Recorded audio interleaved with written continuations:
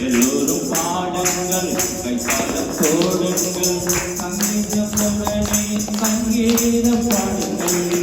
எல்லோரும் பாடுங்கள் கைத்தாளம் போடுங்கள் சந்தோஷத்துடன்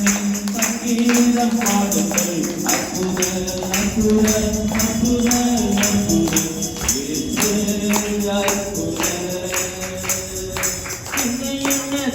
வந்தாலும்